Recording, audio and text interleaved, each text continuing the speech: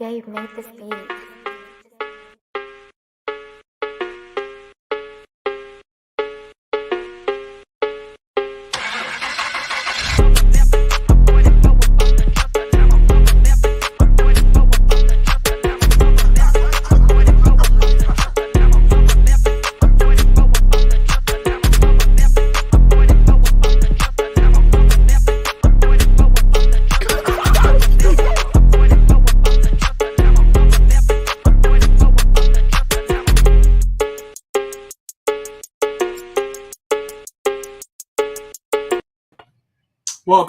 Welcome to Say Like a Champ, episode 139. It's your boy A-Dub. And your boy Strizzy back in the building. What's going on, Slackers? What's good out there? Yeah, just another beautiful Tuesday. A lot going on in the world of sports, as always. NBA playoffs in full effect. We've had the first team eliminated, and we definitely need to get into that. And then also coming up this week, the NFL draft. So we have something a little bit special, a little bit different for NFL talk today. So a lot exciting things to get to. We'll probably be about an hour, just under though. But definitely want to welcome everybody in the show, and definitely want to check in with you, Strizzy, and see how you're doing today. Hey, I'm doing good, man. Life is good. Can't complain. Nothing too crazy, going on or whatever. But what about you? Same old. Yeah, just trying to work hard, trying to keep things moving, and always looking forward to talking sports with our folks here. So that's what it is. We got Unk in the building already. Hello from Texas. Yeah. And we definitely got to get into his rumors later on. We got Bell in the building. Happy Tuesday. Thank you for returning as well. Always lovely to see you here. Pops in the building. What's up, Pops? And we also got Anthony Wesson too. Yo. And I'm excited because both Pops and Anthony Wesson contributed to the show this week too. So you guys stick around. We're going to need your help in a minute. And then also Grace checking in. So hello. So definitely welcome to everybody, all across the different time zones. We appreciate you guys spending your Tuesday evening with us. So I think it's time. I think we might as well make this thing official and get into our first topic of the day. Let's get it. What's up next? Oh, let's check it out, man, real quick. Tune to NFL Talk. Let's get it. All right, NFL Talk. We have the draft coming up this week, so we are going to talk about actually a couple of things with the draft and doing some mock drafts. We did a couple first round mocks to show you guys kind of what our thoughts are, and we're going to dig into those in just a second. But we have round one on Thursday. Very exciting. We're going to see exactly how Vegas does it. I'm sure they're going to be rolling out the red carpet and trying to make it, a big event. So I am excited to see some of the theatrics there. Right. And then Friday, we got rounds 2 and 3, and then Saturday, the rest of the draft, round 4 through 7. So, Strizzy, though, tell me what kind of a draft guy are you? Are you like what's your level of involvement as the days go on? I always watch round 1, that's for sure. I'm usually pretty active with round 2 as well, and then 3 and on, I'm just kind of watching my team to kind of see what they do. You know what I mean? But that's more so from the ESPN app. You know what I mean? It also depends too on what they do with their first and second picks. You know what I'm saying? Because if they start grabbing stuff that I feel we don't need, or they start drafting kind of poorly, then I'm just completely out of it. I'm just like, man, I don't give a damn what y'all doing. Y'all already done wasted the first 2 picks. It's a wrap for me. But man, I love the draft too, because draft for me is kind of like, all right, now we got OTAs and stuff starting, players trying to get back into the facility and stuff. It's kind of like we still got a ways away. But it's kind of like now we kind of know, who they drafted, what we expect. Might see some more off-season moves as it gets closer to the start of the season. So, I kind of look forward to draft season every year. Absolutely, yeah, I'm the same way. Round 1 is a must. I love to watch every pick of round 1, and it is kind of just like the first official thing of the new year. So it's like, okay, now we're moving into officially the new season. So always fun. And then I'm a big college football fan too. So I like to see where those players are going. But as it gets to those later rounds and it's a lot more players I've never heard of, it is a little bit harder to watch. But I do love the draft. And yeah, the first couple rounds are very exciting. So Anthony Weston, though, I agree with him. He said those 15 minutes feel like an hour apiece, on the first round. It does seem to drag out. Never But all right, well, let's go ahead and talk about the first round though, which is going to be on Thursday night. So what we did here is we each did a mock draft to kind of give our own picks. And what I'm going to do is I'm going to grade our mock drafts that we did after, next week, to based on like kind of our accuracy to the real world and what really happens. But of course, it's very hard to predict. And Strizzy, we're going to go first with yours here, so we can kind of see the picks as they go. But I did want to talk about your first round mock and just kind of how you think the first round is going to go on Thursday, and any kind of highlight picks for you. Yeah, man. So like this is a crazy defensive draft, right? Like they're actually there's a good solid chance no quarterbacks go in the first round. I doubt it. You know what I mean? Because some of the late, like for example, the Saints, they're looking for a quarterback for sure. But like if they slip to the second round, I also wouldn't be very surprised.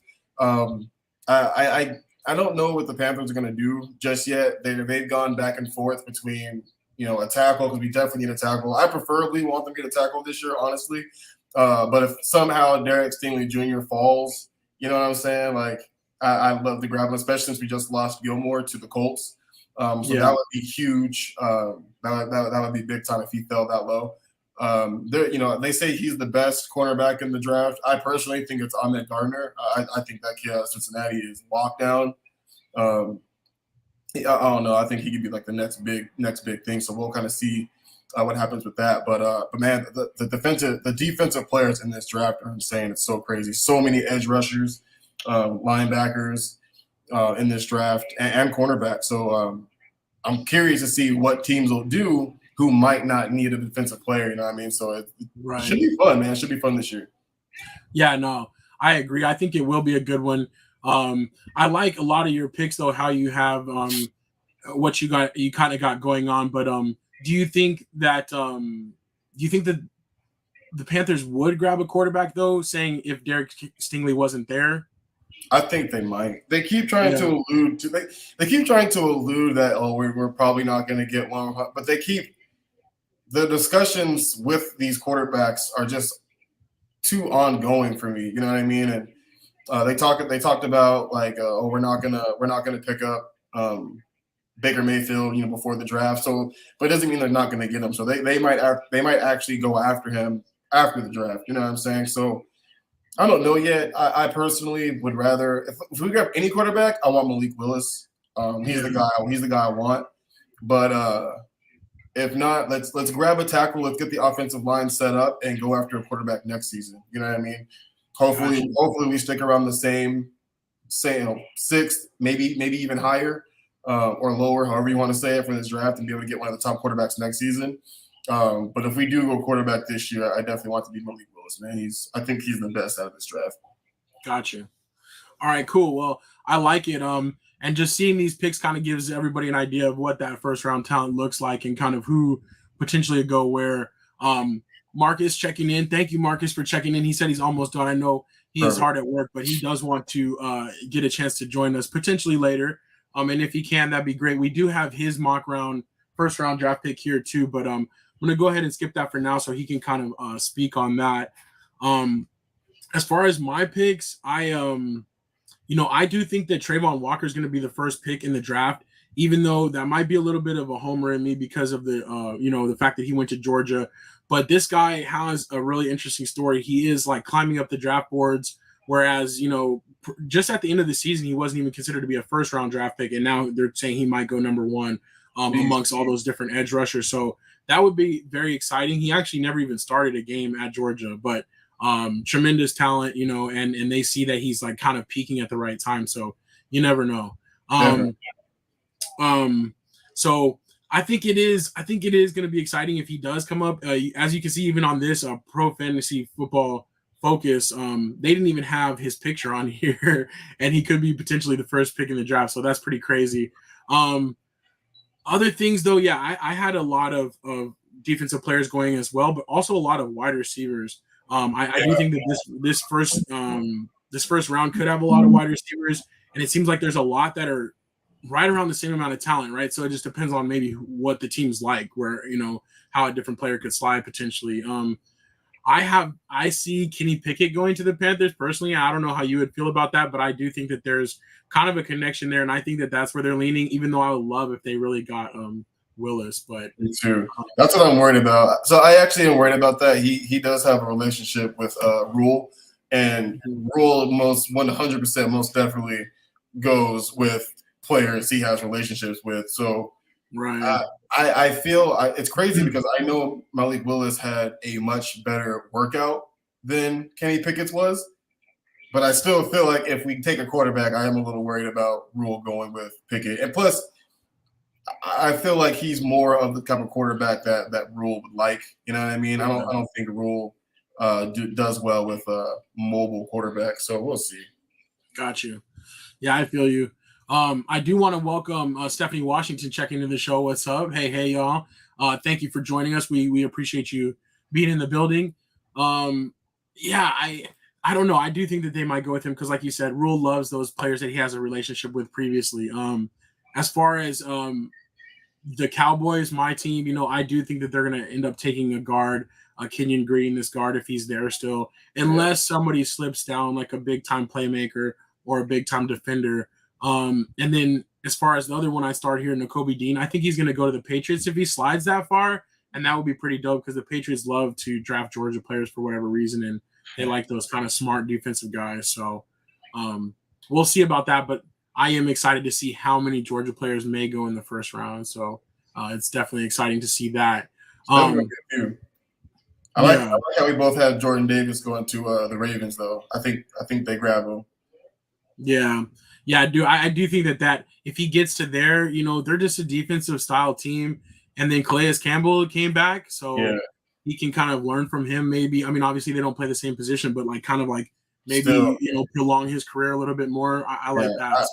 The rookie that they had there, I'm drawing a blank on his name, but he was up for rookie defensive player of the year. Obviously, Michael Parsons got it, but at the beginning of the season, man, he was killing it. So I think with him, Jordan Davis, Calais Campbell coming back, man, that defensive line is going to be nasty. So it's going to be crazy.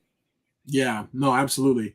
All right, moving on. We had a couple of slackers submit first-round mock drafts, and so I definitely wanted to go over these. We'll kind of go one at a time, but we have Pops and also Anthony Weston. So I really do want to say thank you both for contributing your first-round mocks, and we're going to grade yours amongst the other three. And we'll kind of see, who comes out with the most realistic or the kind of the closest to the first-round draft. I do see Pops also has Kenyon Green going to the Cowboys. And Unk is here saying, Cowboys better load up on O-line. I think that that's one of their strengths over the years, so I think that they might get back to that. A couple other things, but Pops and Anthony Weston, if you guys want to sound off on your first round picks at all, please do. I did see Pops has Desmond Ridder going to the Panthers, so it's interesting that a few of us do have them taking quarterbacks, but different ones potentially. Yeah. But what would you feel about Desmond Ridder from Cincinnati? I don't know. I'm not sure. I didn't really. The only problem is, and I honestly kind of like Malik Willis too. You know what I mean? Like they just didn't really play anybody during the year, so sometimes it's really kind of difficult to kind of peg how good they might actually be. You know what I mean? When they don't really play anybody.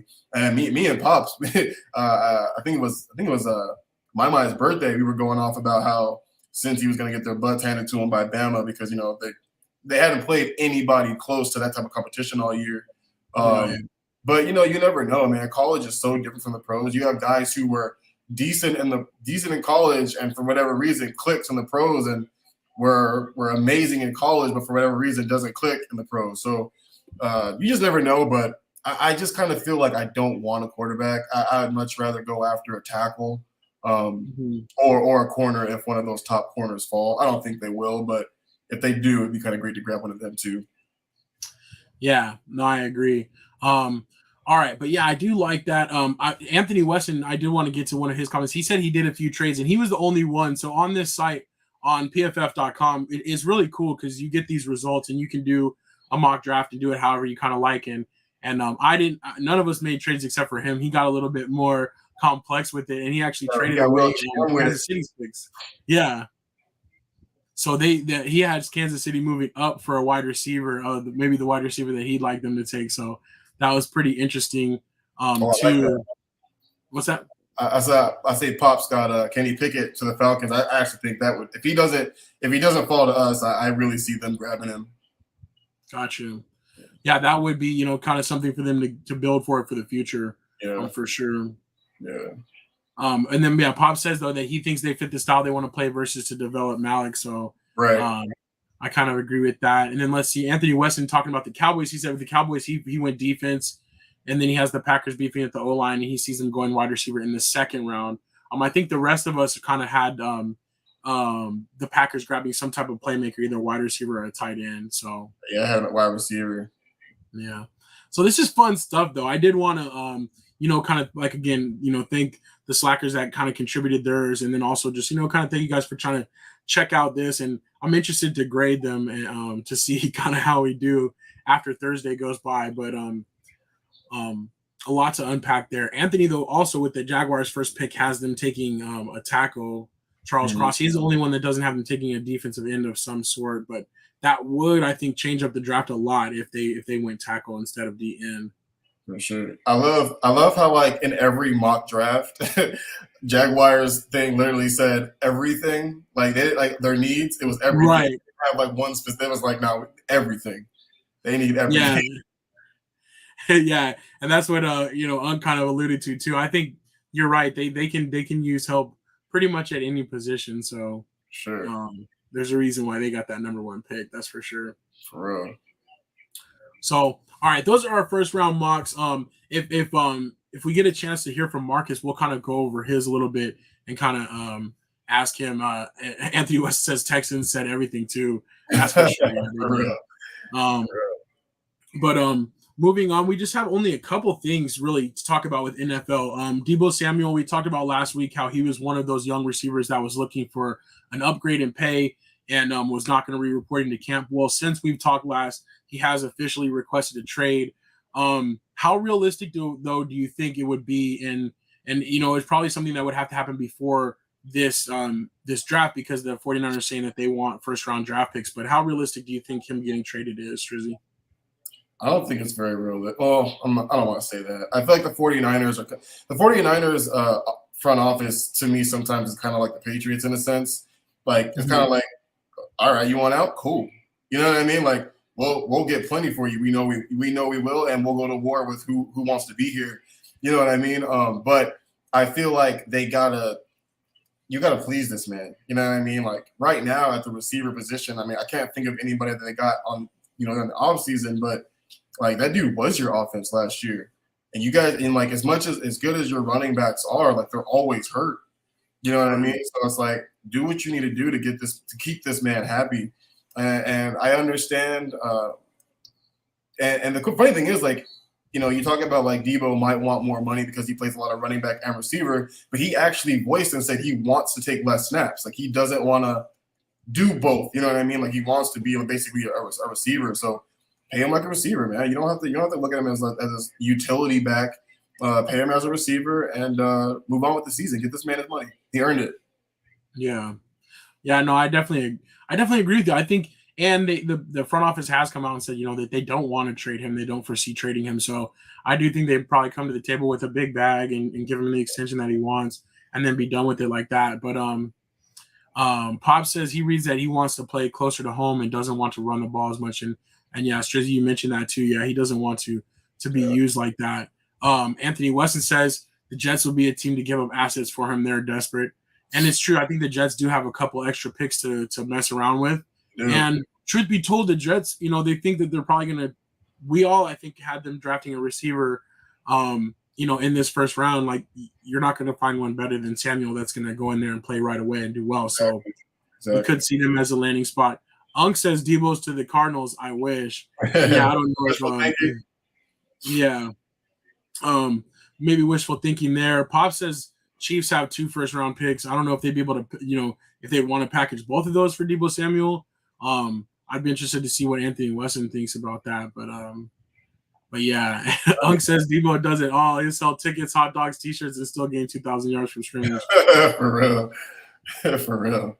Yeah, so we will see what happens with him. And still like DK Metcalf still might be on the move. There were still some other players in play for being traded. So that's another thing that draft might accelerate, right?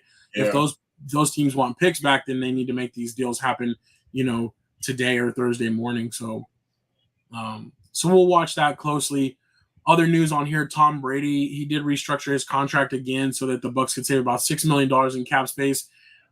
I mean, that's cool. It's another example of him doing that to try to make sure that they can keep some more weapons and assets. But I'm not really worried about the Bucs. Like, I still don't really. I don't know. I still think he would have been better off staying retired. But Same. I agree with that. And he has money. He doesn't need money, so he'll keep restructuring. He just wants to be competitive. So he's like, whatever I need to do to get me some targets, especially because Chris Godwin, he's not going to be back probably till the latter half of the season.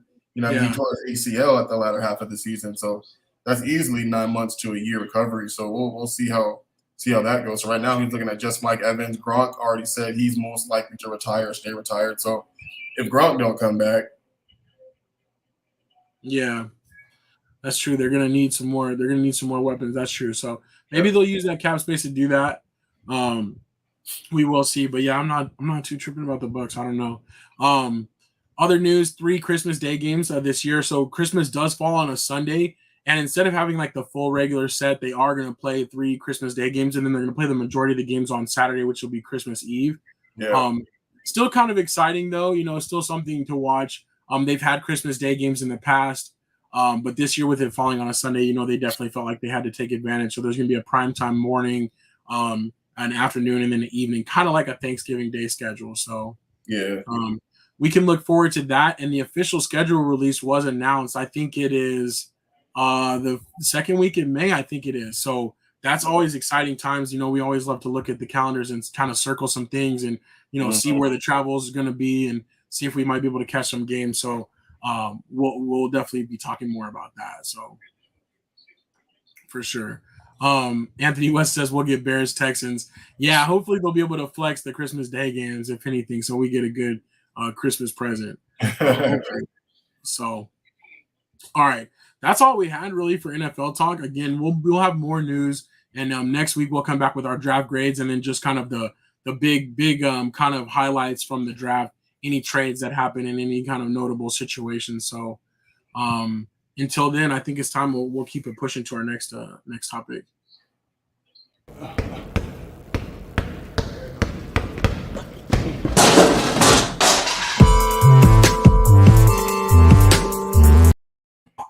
Okay, NBA talk. The main thing, of course, is the playoff matchup. So this is going to be our main slide for NBA talk, and I do want to just get your reaction so far on the kind of what's been going down. We see the games here with the series, like the series tallies, and then there's also a couple games that are going to be going on tonight or already won in action, I think. So let's start there. Let's start with your Heat and with the Hawks. Is that game over? Or is it almost over? It's in the fourth quarter. Yeah, if y'all see me looking down, I'm checking the score. My bad. You know what I'm saying? But Jimmy Butler's out right now. He had some swelling in his knee a little bit, so he's missing this game. And Kyle Lowry's out with the hamstring injury. But right now they're still up by almost 10 points. So they're trying to close it out at home. That would be great, especially if they can close it out with Jimmy and Kyle Lowry out. That would be awesome. Especially since Philadelphia couldn't close out Toronto last night. So if we can finish tonight, it would give us a little bit of extra rest for Jimmy and Kyle to get healthy. But right now, man, like Miami's looking good, dude. Like I was saying last week, I love the new rotation that Spo started messing with towards the end of the season. It put Duncan Robinson on the bench, coming off with Tyler Hero and Victor Oladipo, and it's crazy to me how well Oladipo is playing in the time that he's playing. He started for Jimmy tonight. He's got 19 points on like 80% shooting or something like that right now. So he's also playing really, really well. But right now, man, Miami's looking good. Trey, they interviewed Trey Young, I think yesterday or the day before, and he was talking about, man, I've never been defended like this in my life.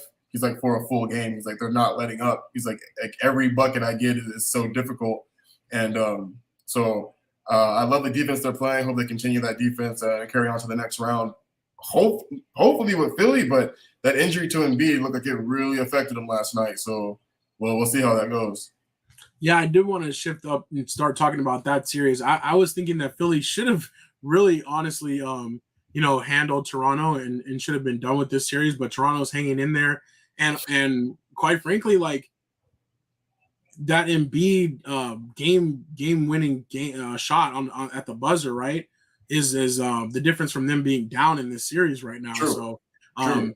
it is kind of tricky, and I do know that Philly should handle this, but they do have a tough opponent next round, and Yeah. Harden is not really playing well at all. For real. So we've been seeing in this series, like if Maxey is off, that they're really struggling to score points. So very interesting. I do want to know Pops' thoughts about his team in this one and kind of what he thinks. For sure. But yeah, like this is a game-winning shot from Toronto actually being up 3-2. You know what I'm saying? And I gotta say too, man, if Toronto wins Game 6, I think they win Game 7.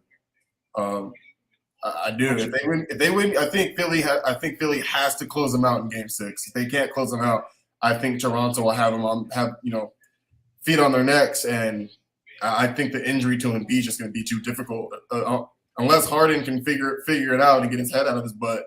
But that's been Harden's problem in the playoffs, man. He just always seems to disappear come playoff time when it matters the most. Yeah. It is a consistent trend at this point, so they got to definitely do something about that.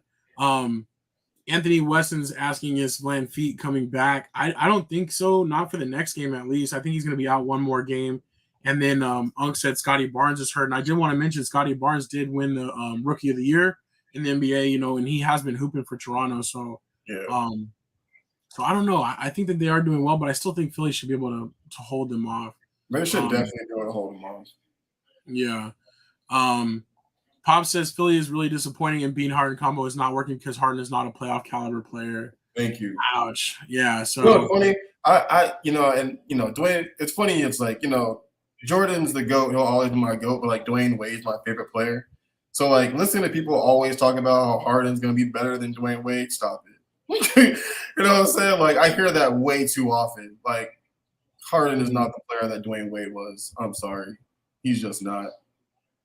Yeah, it's different. And it is so funny, though, how we see these pairings come together. And, just like about a month ago, everybody's like, oh, this is unstoppable, and they have the honeymoon period in a couple games well. And now it's already the first round and they're, it's not kind of working out. But Anthony West says it could be worse. At least Harden's out there. So, yeah, right. He's trying. But I think the thing with Harden is that he's playing very well as a point guard, right? Dude's averaging like 12 assists. You know what I mean? Since he's got traded there. The problem is just what they need from him is like 26 and 8. You know what I'm saying? Like that's what they need from him. They need like 26 and 8, open the floor up a little bit. Embiid doesn't need to score 30. He could average 26, 27 as well, get Maxey 20 points, and they're unbeatable almost. You know what I'm saying? But that's just not the case right now. Harden's just not scoring well. And his shooting percentages are way down, but he's distributing the ball, but the majority of those assists are going to Embiid. So it almost kind of disbalances itself out. You know what I'm saying? So yeah, I think they just need more from him. I feel you. Okay, let's move on through the East and the Bucks in Chicago. Chicago did scrape out that win, but I do fully expect the Bucks to finish them tomorrow night in Game 5. But then Boston and the Nets, the only team in the first round to get swept. They look like they just never really had much going on for them. The first couple games, though, the first 2-3 games were decided by only a couple points, but they're always on the wrong end of that. Right. What are your kind of summation on the Nets? And I know we had some comments earlier from the comments too, but I was going back because I was looking for the clip where I said the Nets weren't going to make it out of the first round. You know what I'm saying? I couldn't find the clip though, but I wanted to bring it up. But yeah, man, I said this a while ago. I said the Nets probably won't make it out of the first round, and they did it. I didn't think they're gonna get swept. You know what I mean? But I said that they were playing around a little too much when they were playing around with that 7th, 8th seed. You know what I mean? Having to crawl back from like 9th or 10th at one point in time. But Steve Nash gonna go. horrible coach. I love him as a player, but I think he's horrible as a coach. You watched the game last night, and they don't have an offensive or defensive identity. You know what I mean? They've been one of the worst defensive players the last 2 years in a row.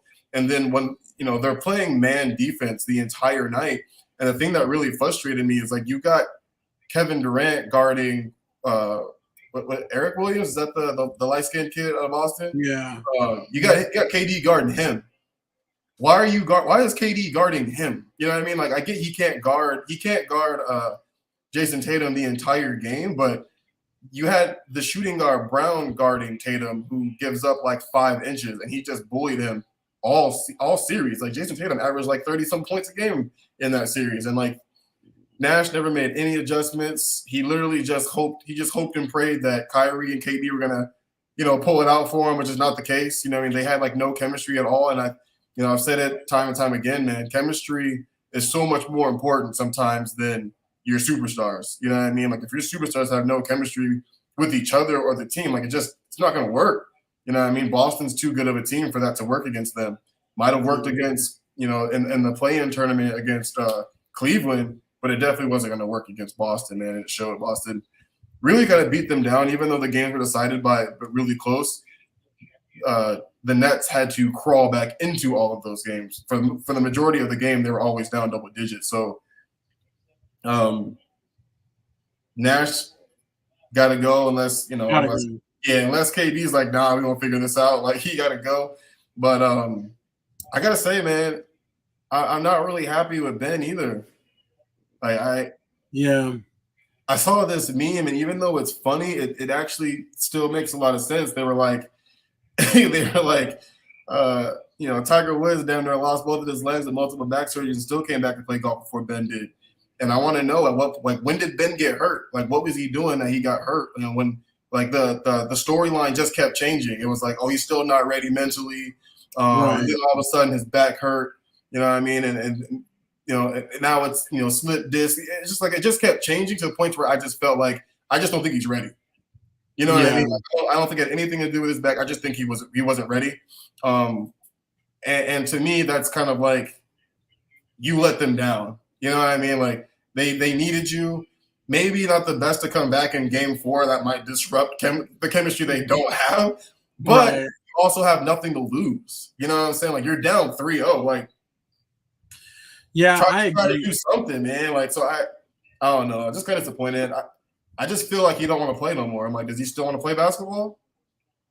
Yeah, I don't know. I think he wants to play basketball under the right conditions, and that's the thing. It's never going to be the right conditions. Right. It sucks though, like because you're right. There were so many different timetables for his return, and it just kept being pushed back. It kept being a different reason, and it is really disappointing though because I just want to see him play. I really enjoy the way he plays. If you go back to when he was playing well and when he was doing his thing for the Sixers. Yeah. Stephanie Washington says the biggest heist this season. Yeah. It's funny, man. You say biggest heist, but this man lost like 25 mil. Well, I was gonna say it'll be the biggest heist for sure if his grievance goes through, though. And and I do want to comment on that though, because he is filing his grievance for the money that was withheld. Philadelphia withheld over $20 million from him. Yeah. But I think that whatever decision is made, it will set a precedence as far as mental health issues and mental health considerations with the contract because I do think that that's important. So I don't know. Yeah. I think that as hard as people are being on him, if I was a different NBA player, I would want him to be successful in that grievance. That's just me, but I don't know. Anthony West says, could it be that the dude is just not passionate about basketball? And that's, that's very possible. He's not, maybe he didn't come from the same type of basketball culture as we, as like in America, growing up in America. And even though he was like really successful at it, like even all the way back to LSU, he was just so much better than everybody else, but he wasn't like, maybe necessarily like a student of the game and all that. So I think I think that's what I meant. So like when I said, I don't know if you want to say basketball anymore, that's a better way to put it. Like, do you think he's passionate about basketball? And, when you're in high school and college and everyone's just loving you, it's a lot different when you get to the NBA and everyone's not loving you. You know what I mean? So if you're already, I don't even want to call him soft. I feel like when you call somebody soft, like you're making fun of them or putting them down, because in all seriousness, the mental aspect of it is serious. You know what I mean? And I want Ben to be right and ready to do so, but that's really hard to do. You know what I mean? And in this game, you know what I'm saying? So a part of me feels like he doesn't. It almost feels like I want to play basketball, but I don't want to play for a contender where the expectations are really high. I just want to be able to play, make a lot of money, and my team will do well because I'm on that team, but there's no real championship expectations. Like, you know what I'm saying? Well, like, hey, there's a place for that. More than half the NBA teams, that's the real reality, So maybe he does need to be in a different situation. Go to Sacramento, ball out, Exactly. Money, And I think that the Nets got a lot in that trade, right? They got 2 first rounds, Ben, Seth Curry, Drummond. So it's like, if they really wanted to, if Ben's like, nah, I don't want to play here either, like they could also trade him to. I think they should try to trade him to Cleveland for Sexton. That's my opinion. I think Colin Sexton would be really, really good there. Get the right coach, and Ben can go and play with a good competing team and play solid defense and be a point guard, because Darius Garland can play 1 and 2. So I just think it'd be a solid position for him to go play there. That would be tight. Yeah, I don't know. We'll have to definitely see, but my biggest hope is that he plays in the NBA again. He starts off next season and just gives himself a chance. But Unc says he never committed to basketball, just the money and the lifestyle. And he did pretty well for himself though, regardless. So let me see. Let's go over to the West though, because I do want to talk about the coaching rumors a little bit. But let's go over to the West. Golden State, the Nuggets scratched out a game. I think that's all that they get. They look like they're gonna cruise to victory against the Nuggets. The Minnesota Timberwolves and the Memphis Grizzlies. The Timberwolves are actually up tonight, and that series is tied. That game's going on right now, and the Timberwolves are leading, I think, the last time I checked. So that could be potentially a really big upset. The number 7 seed going up 3-2 over the number 2 seed. Another potential upset we got to talk about that's popping off tonight is the Phoenix Suns and the New Orleans Pelicans. Yeah. This series is 2-2, and it's been a really close, really contested series. The Pelicans coming back to the Valley to play tonight, and if they could somehow win tonight, I think that they would have the momentum in this series, as crazy as that sounds. So, I completely agree. No, I completely agree, man. If the New Orleans, so I think I was talking about this. I know I was talking about it last year. I can't remember if it was in. I think it was in the playoffs. And I think it was against the Clippers in the playoffs last year, when I was like, Chris Paul got to hit 30, like he got to do 30 in like 8 or something like that. Same thing's got to happen. Phoenix, they're losing all the 50-50 balls. They're getting offensively out-rebounded. No one's shooting well. I think Crowder's I think he's made 1 3 the entire series so far. Cam Johnson's just kind of coming back after his injury, stuff. They're just not playing very well. And Booker, who was playing really well, is obviously probably going to miss the rest of the series. So they got, if New Orleans wins tonight, they will have all momentum, and I think they will have kind of like that. They'll be feeling good about themselves going back home for Game 6. And I don't think Phoenix wants that. Phoenix, if they want to stay alive, they have to win tonight. Like it is literally a must-win game for Phoenix tonight. But the Pelicans they're playing hard, man. And Willie Green used to be basically the defensive assistant coach under Monty Williams. So last year he knows this team very well, man. He knows this team very well. So if Phoenix isn't careful, man, they're gonna be out, just like I think was it the Mavericks were in 2007 against the Warriors. You know what I'm saying? Like, don't mess around, don't play with this team, man. They need to figure it out. They're going home early. Yeah, that would be crazy to see. I think that they right the ship tonight, and then they'll be okay. But if they somehow lose tonight, they're in deep trouble. And if they were to, the West would just be so opened up. I think that Golden State would basically have a much better path to the finals. So we'll see. But Brandon Ingram, I'm on record. That's my favorite player, so I'm definitely been rooting for him. I love to see, bro. He's been really going off.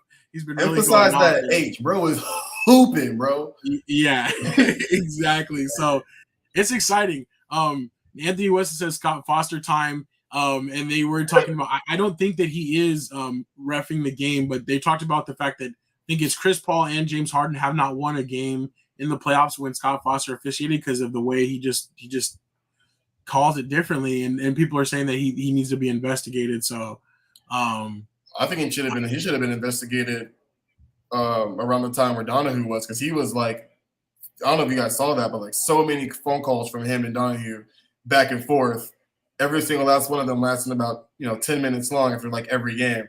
So I think he needs to be investigated too. They said he didn't have anything to do with it, or they couldn't find that he had anything to do with fixing the games. But I don't know, man. Like that dude, and it's not even the whole Chris Paul stuff. That's whatever, kind of. You know what I mean? Still weird, still a little fishy, but right. I don't know, dude. I even last night officiating in the Boston Brooklyn game, some of those fouls that he was calling, like, I'm sorry, that Jason Tatum's sixth foul with oh yeah, that was terrible. That was horrible. Oh my God, it was absolutely terrible. He's horrible. Yeah, no, I agree. So it is interesting though. Those storylines do kind of pop up, but I just feel like too, as a player, you can't let that stop what's going to happen. So hopefully that doesn't become a factor. Coach, last Steve Nash. Oh yeah, so Pops is saying, can John Lucas coach the Nets? And then there's also talking about they're talking about how Kentucky's coach can be in the pros and maybe coach the Nets. Anthony Weston reminded us that he actually already did coach the Nets in 1997, way back, that Coach Cal did. So that's pretty interesting stuff, though. Unk says John Lucas is past his best days as a coach.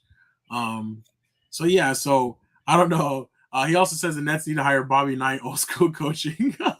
It'd probably end in the courtroom. So yeah, definitely some interesting though. Coaching changes and some potential coaching changes even for my team that shall remain unnamed. So, but let's discuss this last series, Dallas and Utah. Anthony Weston says, let's go Mavs. I do think that the Mavs will finish it off. They played well until Luka got back, and now Luka balled out in the last game. I think he's officially feeling good. So Utah's in trouble. Agreed. I love Luka, man. I love watching this kid play. If I had to change anything about him, though, he got to watch his temper, man. Like all the technicals he gets, it doesn't just hurt his pocketbooks. It hurts his team too. You know what I'm saying? So true. He's got to be really careful with that, with all the technicals he be receiving. But I mean, aside from that, the dude is an absolute beast, and I'm not a fan of the Utah team. So I hope Dallas fades them out too. Yeah. No, I agree. All right, so I don't know. I think that's it. When we come back next week, though, we'll have definitely some more series wrapped up. Actually, probably most of them will be wrapped up, even if they go 7 games, I think, by the weekend. So we'll have a whole new round to discuss when we get back together next week. So I'm definitely excited for that. Ugg says hiring Charles Oakley as next Nets head coach. I don't think that he would last very long, for sure. So, but that's what's up though. That's our NBA talk. The only other thing I think I had on here was Booker's out.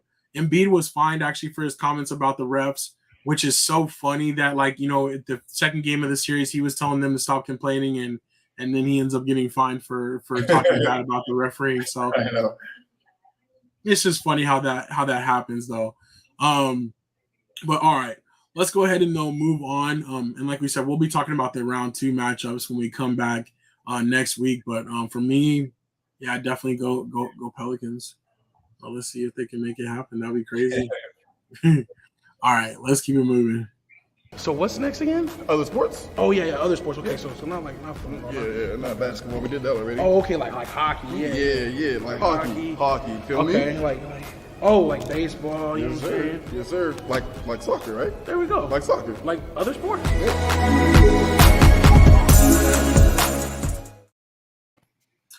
All right, other sports.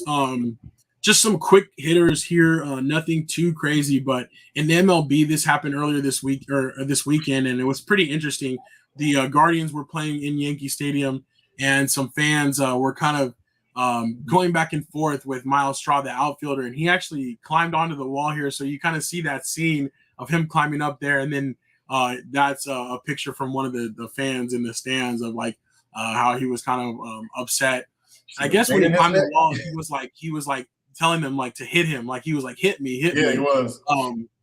I definitely wanted to get your thoughts and the Slackers' thoughts about this though. Like just seems bogus to me. Like that's pretty ill-advised, but yeah, you know, I'm kind of with both sides, right? Because like as a professional, anything, you know what I mean, you got to be a little careful with situations like this because, you know, it could start something so much more than what he probably actually really wants. right. But I think the fans too got to be careful. You know what I'm saying? Because at the end of the day, these people are still people. And ain't nothing really stopping this man from climbing up there all the way and busting that dude in the mouth for whatever he had said to him. You know what I'm saying? Like, doesn't make it right. You know what I'm saying? Like, and I agree with Pops, you know, foolish. Like, he shouldn't be up there saying, hit me, hit me. Definitely shouldn't be egging it on. But, you know, sooner or later, one of these fans is going to go too far and they really going to catch one of these players on a bad day. You know what I mean? And then they going to find out that, you know, this dude who probably don't look it, but probably benches 250 easy. You know what I'm saying? Like you might mess around and find out one day. So like I just think both sides got to be careful, man. Like I don't know, like both sides got to be careful. But I do agree with Pops. You know, definitely foolish. He gotta chill. Yeah, exactly. Well, so that was my thing about it though too. Is like as Stephanie Washington said, she said Yankees fans like LOL because it's true. Like Yankees fans are like, you know, some of the harshest fans and stuff like that, and they razz players like consistently, like incessantly. And so to me, you know, to let them know that they're getting to you, and also to climb up there is just you know, is just gonna encourage it more. Exactly. But you know, if he would try to fight though, that's the only thing though. Those are Yankees fans. Like I do think though, if he did get up there, they would probably like jump him. Like honestly, I mean, that would, you know, that would not be smart for him at all. And you know, to me, I feel like as a fan, especially in baseball, you know, they can say whatever, but if the player comes into their area, then that's like all bad on the player. You know, they were never gonna be going down there or trying to get closer to him, and he kind of brought it closer to them. So I don't know. I just thought that was interesting though. As we see more and more though in sports in general, the fans and the players getting into it back and forth. It's just like I don't know. It's just crazy. I just feel like things keep escalating more and more. So it's definitely getting worse. You know what I'm saying? It's definitely not getting better. That's for sure. Yeah. And then Stephanie Washington said, didn't they start throwing the trash? Is that an assault? They did start throwing trash. Like, so as soon as the game was over, so the game ended and the Yankees actually had a walk-off hit. So the game ended. As soon as the game ended, they started throwing stuff onto the field. And that could be considered assault. I do agree, but I don't think that anything specifically did hit him though. But yeah, wrong to throw stuff on the field, Pop says, but you know, he loves the Yankees fans waiting for them to win the scoring run. Yeah. And he did say we saw it live. And it was interesting because at first they were like, what's going on? They kind of panned away and then they kind of like went back because they weren't sure like what was going on out there. And it was crazy to see him climb up there. I was like, dang, like they must have really, really said something. But there is a video out there. One of those fans put out their video where you can kind of hear what they're saying. They're basically just like yelling at him, telling him he's whack, you know? So I don't know. Is like normal. Right. You know what I'm saying? Like it's so normal. Like, yeah. You can't handle regular heckling, man. You shouldn't be in the outfield, bro. Yeah. And he's a good young player. So we'll see. Unk said, you know, he thinks Mike Tyson. Yeah. So that happened earlier. So another example, you know, obviously different circumstances, but this person razzing Mike Tyson on a flight and, you know, working him up and I think threw a water bottle at him too. Yeah. And ended up, you know, finding out what Tyson was all about. So that was crazy though too. So I don't know though. I can't remember. I don't think he was fined or anything, honestly, for this incident. I'll have to go back and double check if he was. So I don't think he was there either.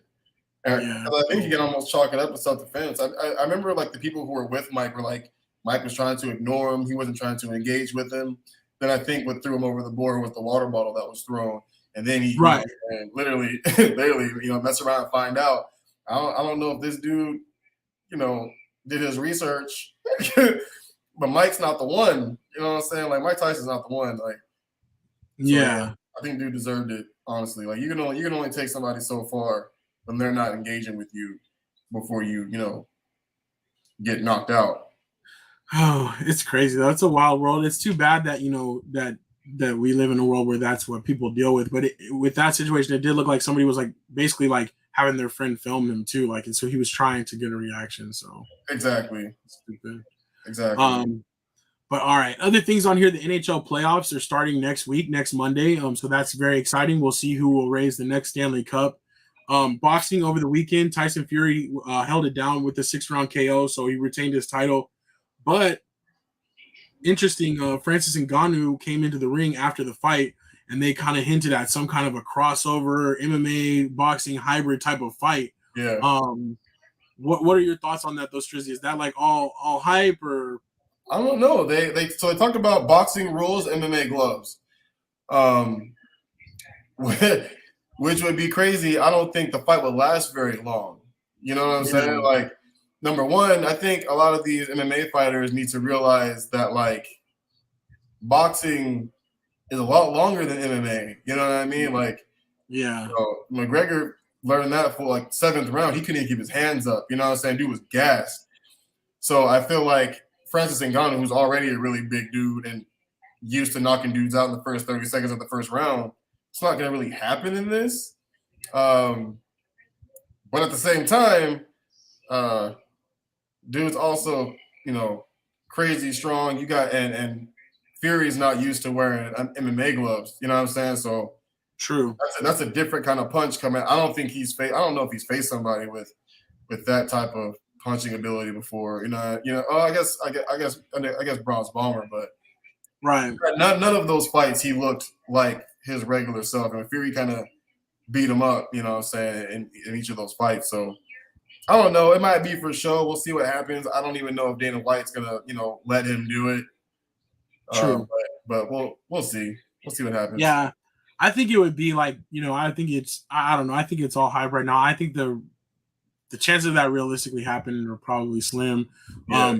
Hung says Tyson Fury looked sloppy, and he did. Mm-hmm. I think that's why he's just like kind of over it, though. I think he's just like at this point, there's not a lot to keep him motivated, and so it's time for him to just kind of to step away from that lane and maybe try to go do something else.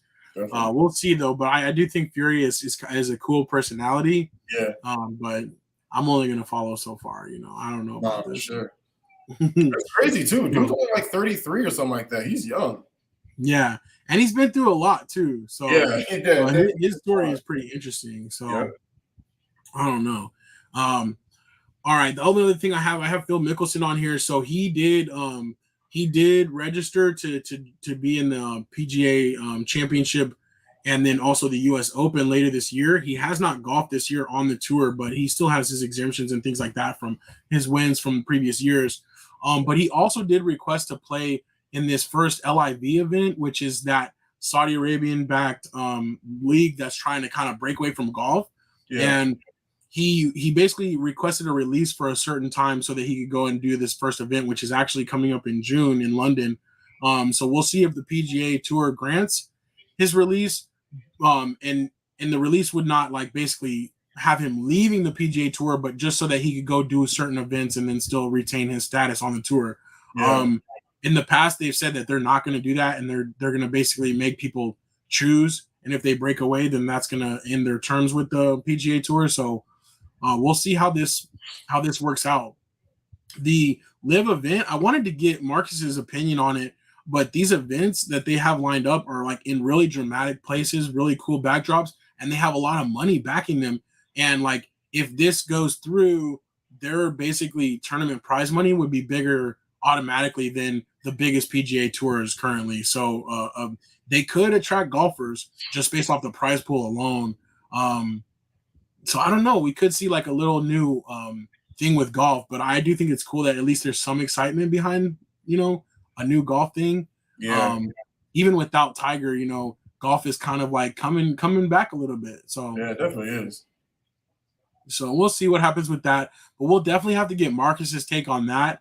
And then we'll have to have him defend his first round mock draft a little bit later when we get the chance to get him back on the show for sure. But he's our resident golf expert. So I definitely wanted to get his thoughts on that. Only other thing is, what's that? Miami's moving on. They just beat Atlanta. Nice. So that's an official update. Yeah. Miami Heat closed out against Atlanta and sent Trae Young home. So that's what's up. Congratulations to your Heat moving on to the second round. They really held. Trae was only 2 for 12 for tonight. He had only 11 points. Like, they really held him, even without Jimmy. Dang. That's what's up though. So that's legit. And also one more update. It looks like Minnesota is up by like 10 on the Grizzlies. Yeah. So they're doing their thing tonight too. It's into the fourth quarter. So halfway through the fourth quarter. That would be crazy. So definitely, I love in these NBA playoffs though and how close they are. Yeah, man. They're, for the most part, they're pretty quick. You rarely see a blowout. You know what I'm saying? Like, yeah, they're all pretty close. Some good matchups. So that's what's up. Anything else you wanted to touch on before we dip out of here for the week? Nah, I don't know if you guys saw that game though. My Cubs beat I can't remember who it was, but 21-0. It was nasty. Oh dang. Yeah, it was nasty. It was crazy. It was like one of the Did craziest you bet shutouts. the over on that one? Oh yeah. Actually, I think I just picked them to win. I didn't take the over. I just picked them to win, and man, it was crazy. Like 21-0. It was nuts. Nice. It was a good game. They're doing well. Yeah, the Cubs are surprisingly doing well. The Royals are holding their own too. Anthony Weston gave us an update earlier. They're up on the White Sox. So baseball, first month, but definitely is pretty exciting. And we're going to be looking to get out to some real games. It's a big ballpark too. So I think we're going to do a SLAC one too. We talked about that, right? We're going to do a SLAC Diamondbacks game. Yeah. One of these weeks. So we'll invite some people out. That'll be really dope. If you guys are interested in that, let us know. And then I'm going to be back on the road. Actually, just finally booked some trips for this summer too. So definitely a lot to look forward to for sure. Nice. All right, though. I think that's going to wrap it up, though. Don't really have much for final say. Other than thank you again for rocking with us. We appreciate all the comments, the likes, the engagement. All of you guys that are subscribed to our YouTube. We keep trying to grow that and keep trying to keep it moving. So we appreciate that. And yeah, for Marcus, that was episode 139 of Say Like a Champ. We'll be back next Tuesday. It's your boy A-Dub. Hey, boy, Shizzy. Peace. Where's the outro, though?